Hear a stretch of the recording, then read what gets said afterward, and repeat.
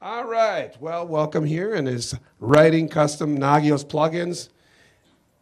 Please welcome and make them feel welcome, Nathan Vonnahme. Hi. Thanks, everybody. Let's get started. So, why would anyone want to extend the amazing array of plugins already available to you with Nagios? That gets back to, for me, that gets back to why I started using Nagios in the first place.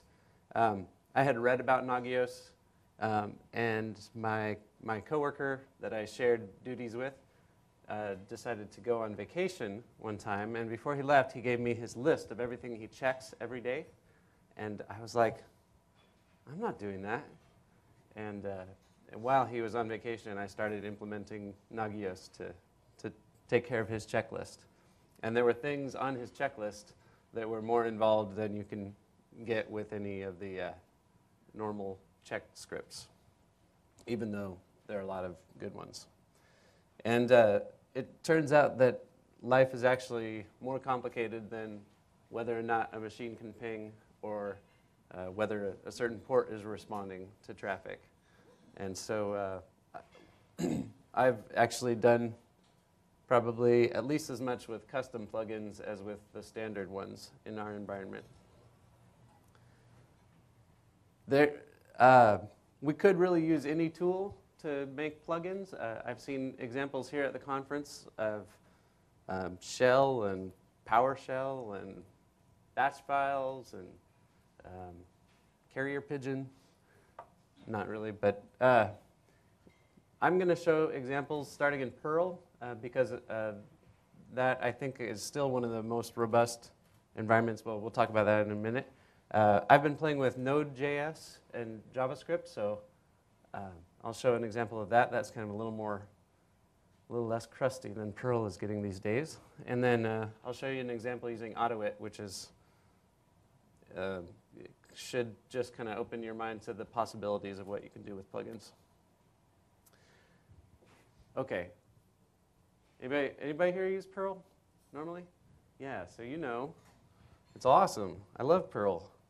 One of the good things specific to Nagios is the Nagios plugin API in Perl. It's very well supported, and it provides a lot of the tools that you need to make something that's not just a bare bones plugin that returns 0 or 1, but something that has documentation and is thresholds and performance data that's going to be easier for people after you or you in 6 months to figure out again.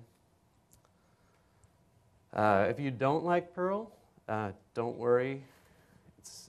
There's more to it than just the punctuation, but if you just translate the punctuation into other characters, then it'll be like whatever your language of choice is. Originally, last year, I did the same talk, and we tried to do a hands-on thing. If you want to follow along, start out with Perl. I noticed last year that a lot of people we're not, at this point in the conference, we're not ready to follow along, and so they're just observing, which is fine. There's a video of last year's talk already up if you want to go back, when you get back to your desk and work through these examples. And these videos will be up at some point too. So the place to start, regardless of your language, is the developer guidelines. This document really spells out the expectations that the community has had since, 2000, it says, the first copyright, for how plugins should behave. So when in doubt, make it match this document. And we're going to start out with a very simple script. We're going to write a script to check that a backup succeeded. Okay, we're going to make sure that our backup file is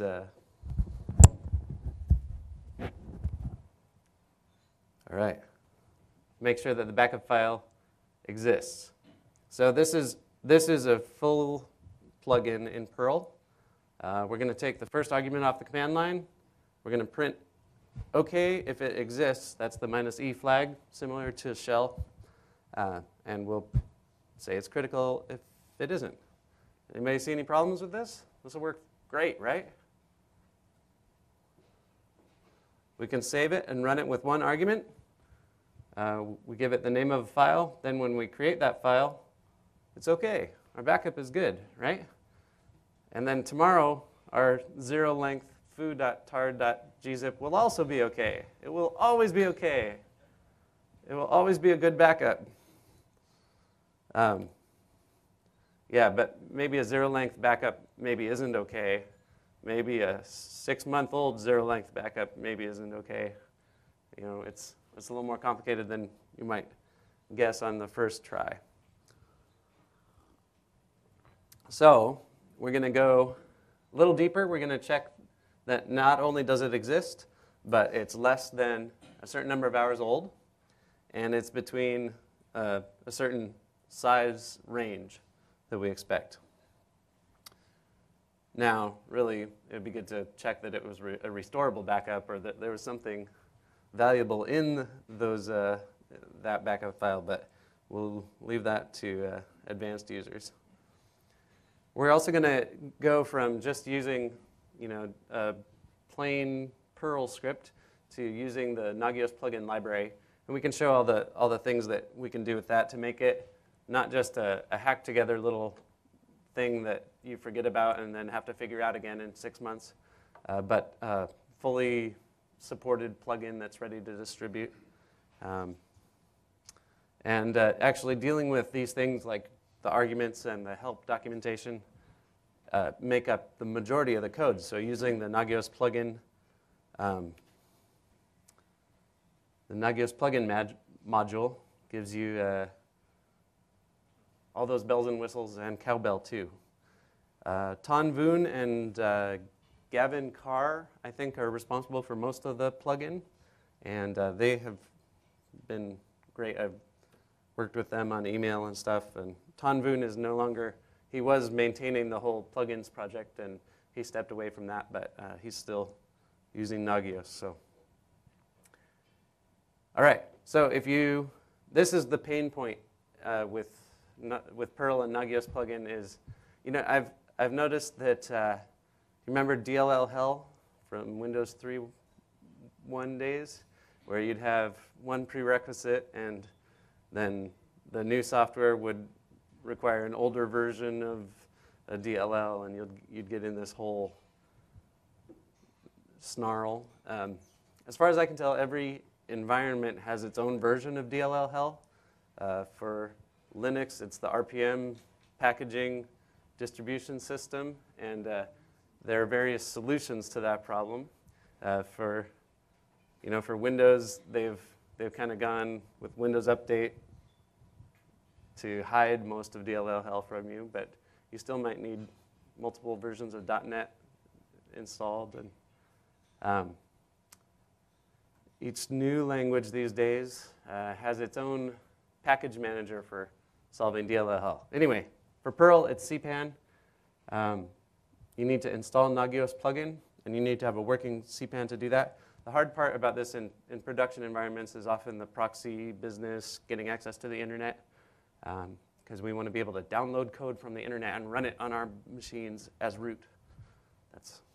But I guess that's kind of what Linux is all about, right? This example that I'm going to be walking through now is available at this URL.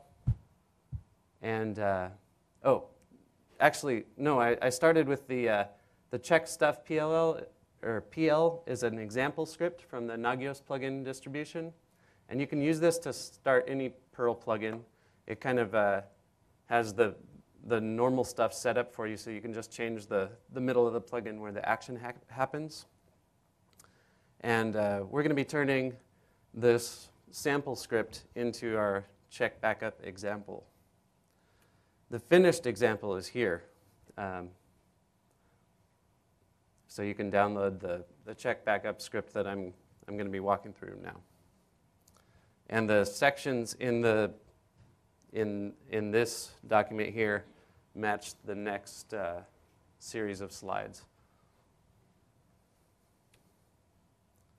Okay, anybody need more time?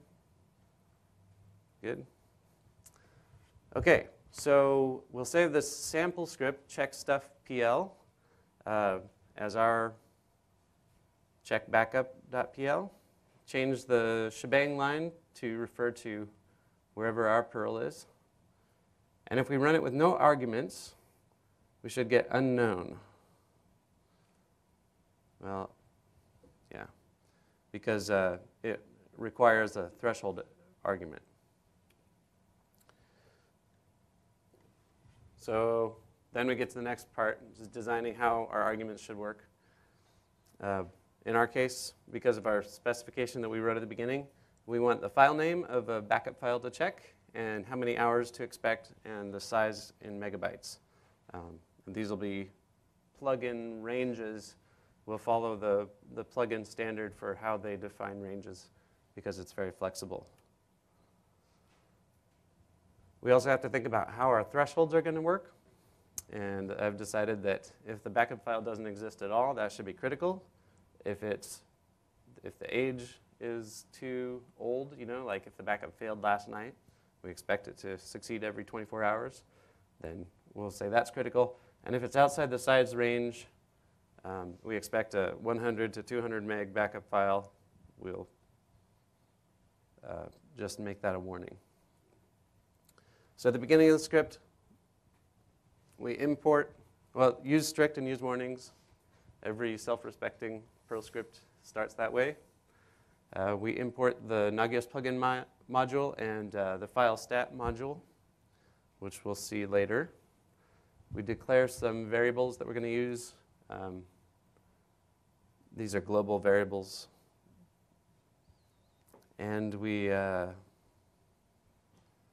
then we set the base name, which shows up in the plugin output. We use that from the file name. So $0 is the executing script name. And so that's check_stuff.pl. And we're going to just use check_stuff as the name of our program. That shows up as the first word in the output. So right here, my check backup in this example.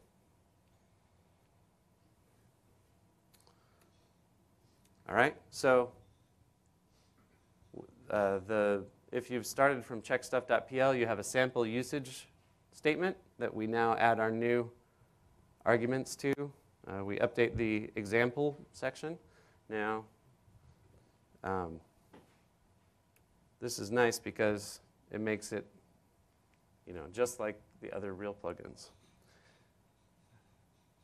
And then we do one of these add arg stanzas for each of our arguments to supply additional help and default values. So the default, we're going to make the age argument optional and default it to 24 hours.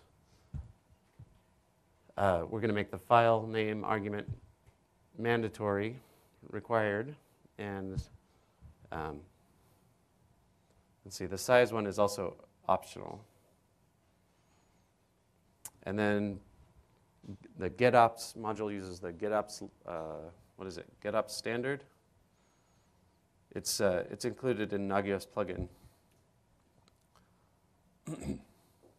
And that processes all the arguments that come in on the command line and matches it up with the things you've just defined.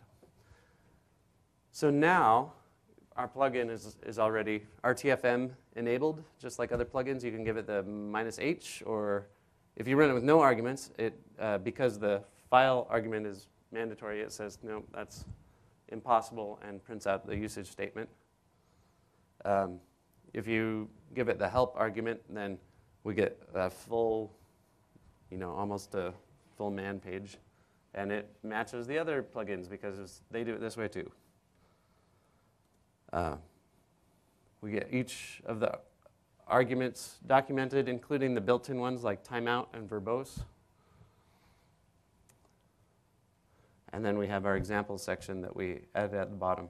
That's always, I'm always in a hurry, and so I usually skip to the example section and try and figure it out from there. So I always like to include that when I'm actually documenting something.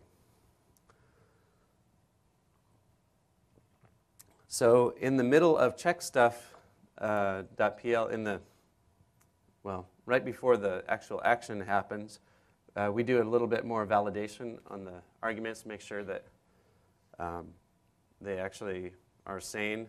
Like if you were connecting to a database to run some sort of a more involved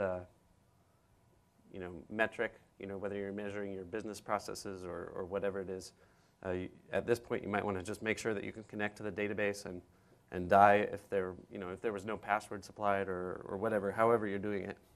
In this case, we're just like if you supply an age less than 0, we're going to say that doesn't make any sense. Make sure it exists. Now, one thing in this next section, the actual meat of the plugin, I ran into a gotcha with embedded Perl. At first, I used the -M switch, which gives you the script starts. It gives you the age of a file, but it's the age of the file relative to the time that the script started running. And I got this strange error in Nagios. It said it was -9 hours old. And the reason why is, when I looked at the documentation, I realized, so actually the script started running before the backup was created. So that's why it makes sense, right? -9, it's perfectly consistent with the documentation. But because of embedded Perl, the script stayed in memory, stayed ready to run the next time. Anyway, so if you, it looks like in 4.0 they're turning off embedded Perl. So that particular gotcha won't get you anymore.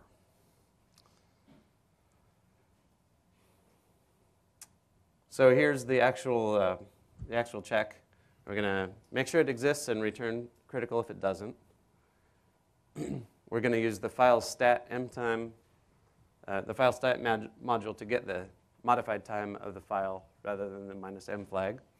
And we convert it to hours. We make sure that the size is converted to megabytes. The underscores are just in Perl, they're just for visual. That's just an integer of 1 million. So you can include underscores in your numbers. That next time you're obfuscating Perl, you can take advantage of that. And then we format a human-readable message to go along with our plugin output. Then we can also define, with these stanzas, we define the plugin performance data, which takes these things that we've just calculated, the age and the size, and puts them in the string at the end after the pipe in the plugin output. And that allows all those pretty RRD graphs and all that stuff.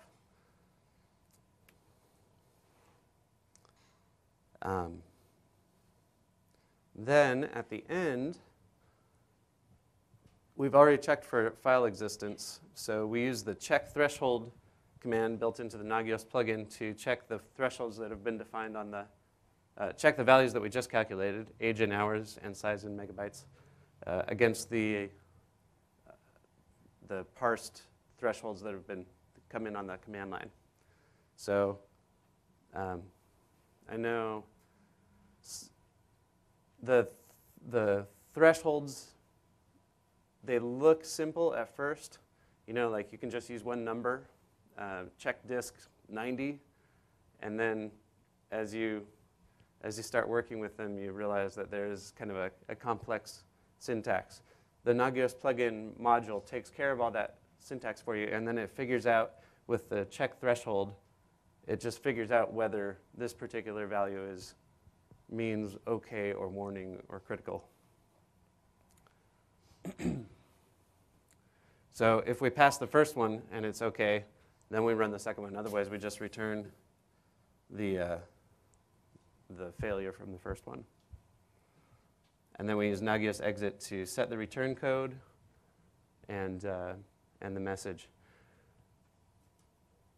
And by the way, officially, the thing that is supposed to matter, according to the plugin document, is not any of the output of the script, but just the return code. So 0 is success, 1 is warning, 2 is critical, and 3 is unknown. Some tools seem to look for OK, warning, or critical in the first line of the output. So it's, I always include both, and you want it to be human readable anyway. But anyway, one of the Windows clients, and NRP, one of the older Windows clients only used the visible readout and not the return code. Okay, so here are examples of the script that we just wrote failing when we give it thresholds. We have I made a half meg file that's 3 hours old, and or no, in this case it's 23 hours old, and the size is okay. But the size we expect 100 to 900 megabytes, and it's only half a megabyte, so we warn on that one. On this one, we expect it to be 8 hours old, but it's 23 hours old, so that means it's too old, and so we return critical.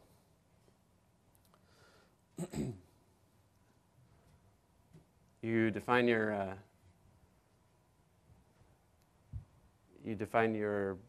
script that you've just written, your plugin, as a command in your configuration, and set up the arguments, and you're ready to go.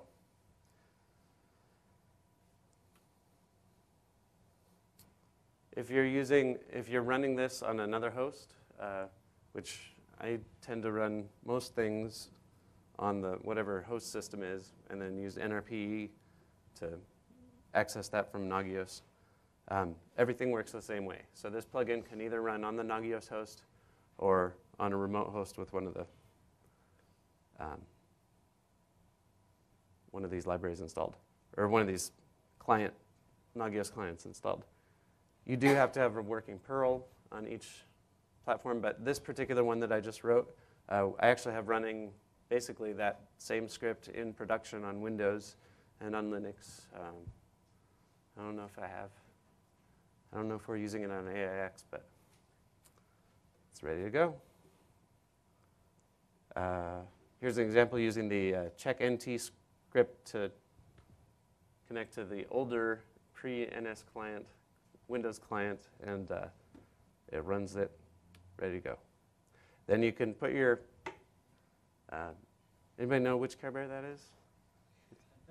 It's Share Bear.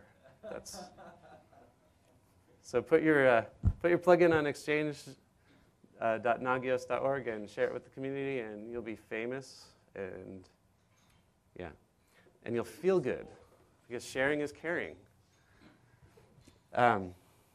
Okay, so you could use any language, anything you want. All it really has to do is return that return code, and you can hard code everything in your cryptic script and not do any argument processing, whatever. But eventually, if you work a lot with a certain language, you might want to consider making a library to make the argument processing, threshold management, range checking, and the documentation, the help documentation.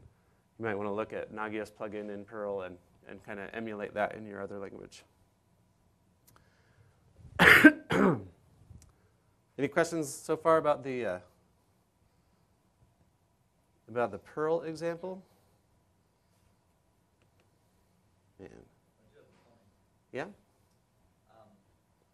With your output data, make it right size, like capitalizations, nice, like size, capital S, age, capital A, things like that. It just makes it prettier when you look at it later. Yeah. It's just, I'm anal like that.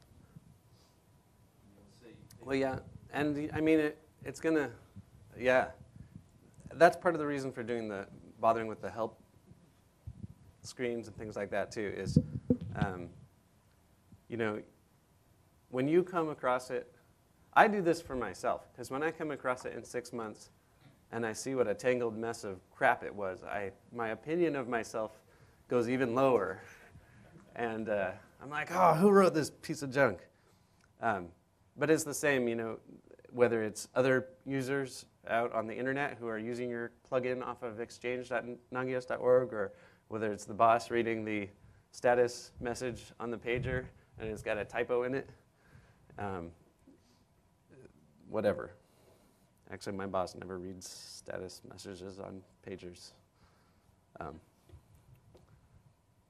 I think she knows what Nagios is, I think. So yeah, Larry Wall, who invented Perl, he said that one of the qualities of a good programmer is hubris. It's the gall to think that what you're doing is awesome enough to like give it to other people and make sure that, you know, and to actually put in the effort to think that. And it's been funny, like every time preparing for this, going to the other talks, I've been flip-flopping between thinking, oh, I'm the dumbest person at this conference, or thinking like, oh yeah, this is going to be cool, everybody's going to like this, you know, I'm going to offer something of value. So anyway, just do it. Just make it good. You'll appreciate it 6 months later. You'll be able to share it without being quite so ashamed. It's worth doing. All right, so Node. I've been playing with Node lately and writing more JavaScript lately. The creator of Node, Ryan Dahl, he recently, I thought that this was a great quote. Node's problem is that some of its users want to use it for everything. So what? That's a problem. Node is not actually good for writing something like a plugin, but we're going to do it anyway. All the cool kids that I meet on the internet, like the 19-year-old brilliant programmers, they're writing JavaScript, they're using Node. Even Doug Crockford, who's he's like 80, 90 years old, and he's got a grizzly white beard. He's a JavaScript. He wrote the JSON. He invented JSON, whatever. He wrote a great book about JavaScript. You can get the O'Reilly official JavaScript guide is like 700 pages. And Douglas Crockford wrote a book called JavaScript, The Good Parts, and it's this big. And one of his core insights was that inside all of this like weird, messy, not very elegant disaster of a language, there was a beautiful core. And if you just use the beautiful core, I mean, you don't have to use the bad parts. So if you just use the good parts, you can actually write some amazing things. Because secretly, and I see for the first 15 years, I didn't even understand this, but JavaScript looks like Java or C, but it actually behaves more like Lisp or Scheme, and it wants to be like Lisp or Scheme. Brendan Eich, who wrote it, was consciously emulating Scheme. It's very function-oriented, lambda-oriented, and it's not like a functional language. Anyway, it's worth learning just because it invites you to think in a totally different way. And What's the book called? JavaScript, The Good Parts by Douglas Crockford. He also has some good videos online kind of explaining. If you look up Douglas Crockford JavaScript, you'll find his tutorials. And Brendan Eich, the creator of JavaScript, he points out that people keep trying to replace it, but it's always risen to the challenge. And people are doing amazing things now with front-end web app programming, and increasingly with Node, with back-end programming. Anyway, that's enough fanboyism about Node or about JavaScript. So I wrote the same script, the check stuff PL sample script. All it does is create a random integer between 1 and 20, and then it processes the warning and critical arguments and then returns, whether the random number is within those thresholds. So it's just for kind of an example. So I implemented that in Node. We start off defining our plugin name. We use the commander library, which is for argument parsing. One thing that's kind of cool and spooky about it is that it actually just parses these strings for the definition. So it knows the angle brackets are, it knows the -- format is the long variable name and allows the short one-letter flag for the same thing. This allows you to override the random number generator and give it the answer you want to check. So that handles all the argument processing.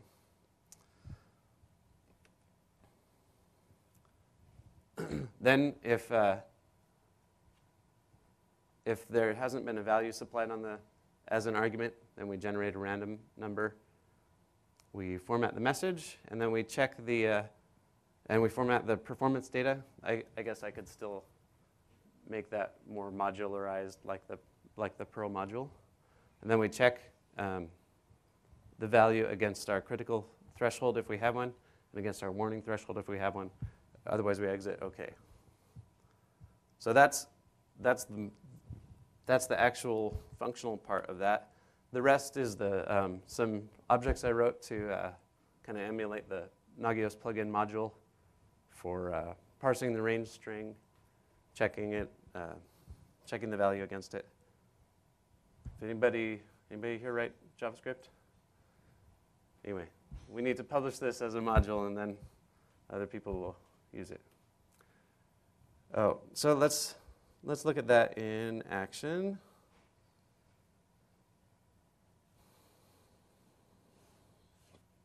So yeah, if I run it with no arguments, it always returns OK. If I give it the -h, it gives me the usage information. If I give it thresholds, then the random number will alert. So in this case, the random number was 16, and that was above my threshold. You can do fancy things like make the critical range. Ooh. Invalid range.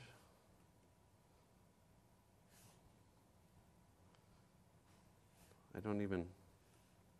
You can, the @ symbol inverts the ranges. So it would make it warn if it was warn if it's under 4, or critical if it's under 11. Let's see. Why didn't this work? Oh, yeah. If you give two numbers with a colon, that defines the OK range, and anything outside that range is critical. So if we do, yeah, so if our range is 1 to 11, that means it's OK, and outside of that is critical. And if we get an 8, then it's OK. One thing you can do with this is you can kind of define concentric areas of okayness. So you can say, so in this example, our like extreme limits of okayness are 1 and 11, and our really okayness is between 4 and 8. So an example of 5 is OK, but an example 9 will be outside the warning range, so it will warn. Or 12 will be outside the critical range. And so it will go critical. Anyway, so that's how those, that's why you might want to use a library for your threshold range checking stuff, because it allows a lot of expressiveness in your arguments. All right.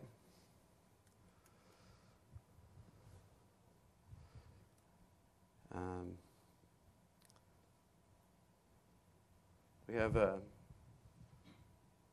good, we're doing just great on time. Okay, so this is an example I previewed the other day.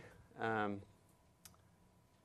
thought that it would be good if Nagios could warn me if I don't have enough friends.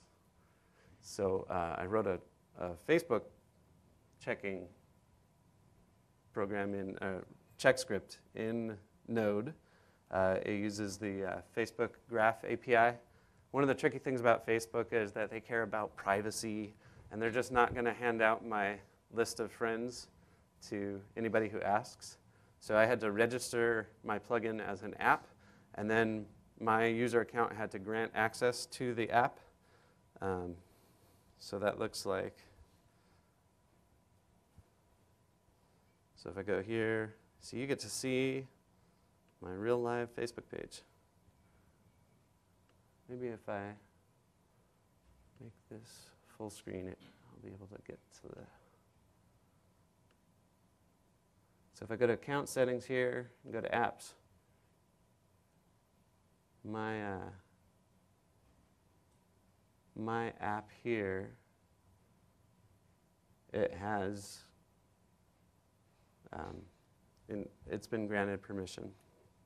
So that means that I can actually, I only have, it's warning. But it actually returns a JSON data structure of all my friends' names, and it just takes the count. And I thought it would be more realistic if I actually showed the names. So my Facebook friend with the lowest number is Colleen Fox. Somehow she joined Facebook before it was cool. So she's got a really low ID number with like 5 digits. Everybody else has like 9 digits or something. Anyway. So the other day, in my first presentation, I asked for friend requests, and I got 2 friend requests from people at the conference. So if I quickly, I don't know who that is. Oh, that's a relative of mine. I don't even know her. At least these people I've been to a conference with. I had breakfast with Robert this morning. Are you here, Robert? Oh, hi. Yeah, he's my best friend now. So now I've gone from warning to okay. So this is kind of a silly example, but I realize that social media is really important to a lot of companies, and this could actually be the ultimate end user monitoring. Like if you start having fewer people, if you have people unfriend you or your company on Facebook, it might mean that there's a drastic problem with whatever your online service is, for example. Quickly, let's look at the code for this. Same thing, we define the, wait, that's the wrong one. This is just the central section. Most of it's, I'm using a Facebook library for Node. What's it called? Draco Blue. Node Facebook client. The NPM package manager is Node's solution to DLL hell, and it works pretty well. So you can install it like this, and then like I said, the permission stuff was the tricky part. I think it would be easier, actually, if you were checking your company's page. I don't think you'd have as much privacy stuff to get around. I think you could just get one token that wouldn't expire for checking a page, but I'm not sure.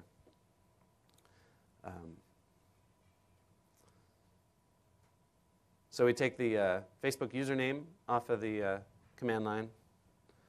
And one thing you can notice is that Node in particular lends itself to this style where there are these nested functions. It's basically calling one routine and then giving it a function to run when that routine completes. So it's the callback function. And that takes a little bit of getting used to if you've come from a more functional programming language. So we get our session. We call the very simple REST URL of the user name or ID /friends. And it gives us the JSON data structure. And we check it against the thresholds. Or we count, just get the length of the array. And then we check that number against the data structure, or against the ranges, sorry. And there we go. So one more thing. So the code for this is available on Gist. You can go use it if it's helpful to you. You know, if you want to get paged when you don't have enough friends, for example. Or maybe I thought the next thing really would be to post on my wall when Nagios says something else is down, like an event handler. You know, like Nathan won't be available this weekend or something like that. You could just handle that for me. Let my wife know I'm going to be late for dinner or whatever it is. Okay. So I want to close with one of the weirdest examples in our environment that will hopefully horrify you and hopefully inspire you to write your own plugins to deal with whatever it is that you have to deal with. Because I've found that it's actually a lot of the check plugins that are out there are for things that are pretty stable. You know, like, I mean, disks fill up. That's always an issue. But machines really, or modern operating systems, kind of run themselves. It's the software that your company pays billions of dollars for and runs on top of the operating system that always fails.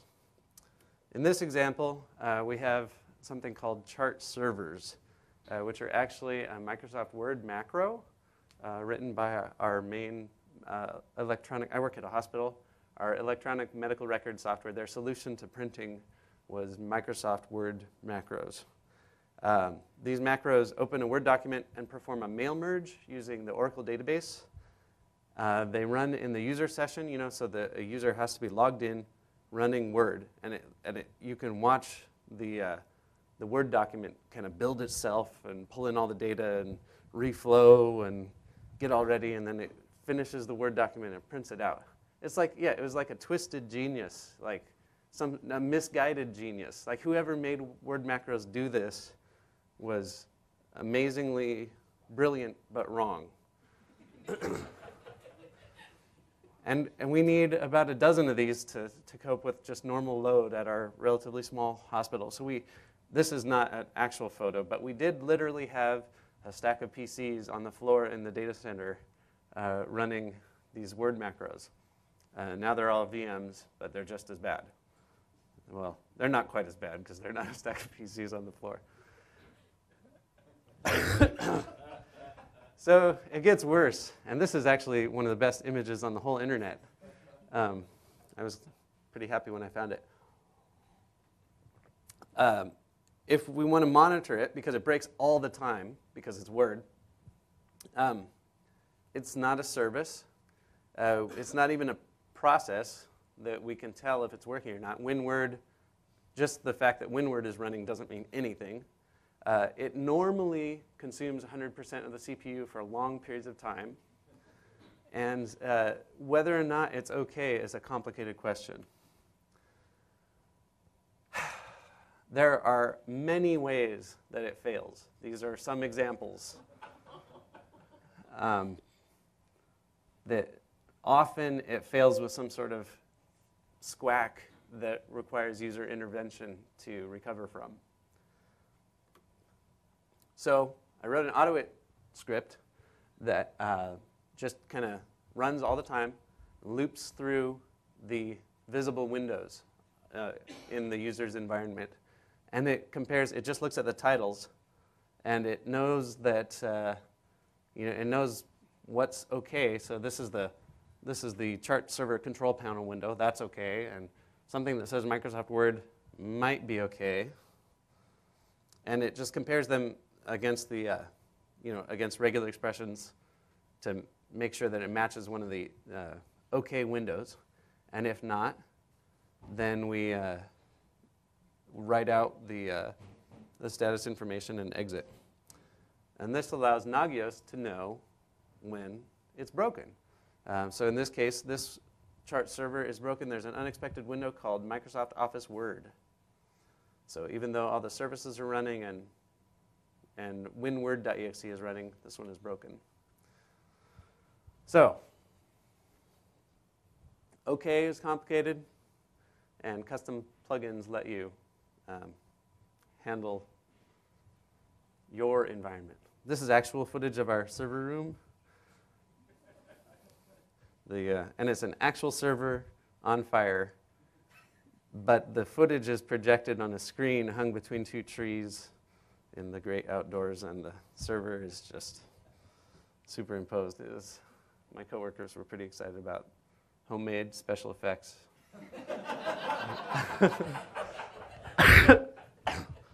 Which is kind of a metaphor for the whole custom plugin thing. So we have 3 minutes. Do we have any questions or comments? Yes.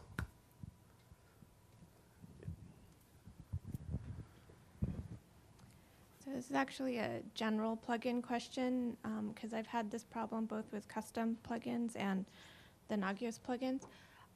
If I run them from the command line, I get the normal exit codes of 0, 1, 2. But if it runs through Nagios, I'll get errors of return code 13 out of bounds, return code 128 out of bounds. Do you know what's going on there? That's always a tricky thing. That's a general problem I have with running anything unattended on any operating system, is that when you run it interactively, you're running it in a totally different environment than it runs from the daemon or the task scheduler or cron or whatever it is. So you have to use tricks to run it with no environment or with the closest environment you can to how it's actually being run. So if you use sudo -l and the Nagios user, you can run it as the user. If you use env dash, it runs it with no environment. So that's a way of approximating what it is. It's really difficult. Like with NRPE, sometimes it's really difficult to duplicate exactly how it's running the thing. Okay. My most recent problem, I couldn't get something to run. Let's see, I was trying to get a plugin to run with sudo because it was like a check yum plugin, had to run with sudo. And it just ran totally different for the NRPE user than it did for me. And even using those tricks that I just mentioned, it worked fine for me, but the daemon would try to run it and it would just fail with a weird error. And I finally compared it to a different machine and found out it was SE Linux was the difference. And it just, I haven't totally figured that out, but I don't know. And Is that do you know helpful? if those numbers mean anything? Because I Googled it, and one of them basically meant something went wrong, which was not helpful. That's probably what it means. Okay. I don't know. There are probably people here who have way more experience than I do with stuff like that. I don't know. Just as a comment, check your permissions, because I ran into some similar issues, and they turned out to be permissions issues, and I think I was getting 128 errors, if I remember right. I did have a question about, you were saying in Nagios 4 that the embedded Perl is going to go away. Does that change your examples at all, or can we still pretty much use that? No, that should still that work. template? It's, yeah, like Perl is another thing. I see people have problems with Perl modules because maybe the Nagios or the NRPE user doesn't have the permissions on the Perl libraries or whatever the issue is. So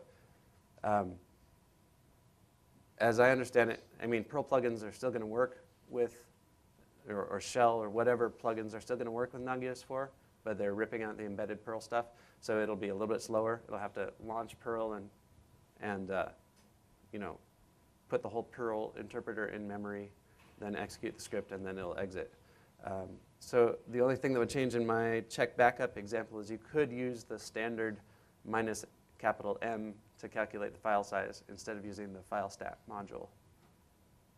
That was the only, yeah. And it's a different, it's more forgiving to not run embedded Perl because Perl launches, runs your script, and then goes away. With embedded Perl, Perl stays resident in, Perl stays running. The Perl executable is part of Nagios, and it's running all the time, and then it executes your scripts continuously. And so you can have, they have to be coded a little more defensively is what one of the documents says. So it'll be easier. All right, thanks. But less performant. But they'll make up for it or something. I don't know. I don't know. I love Perl, but I feel like, I don't know. I feel like Perl is waning. Someday they're going to release Perl 6, though, right? And then it'll take over the world. Someday.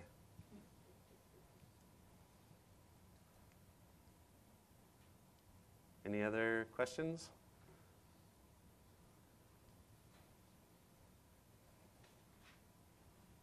All right. Thanks a lot, everybody. Nathan Vonnahme. Thanks.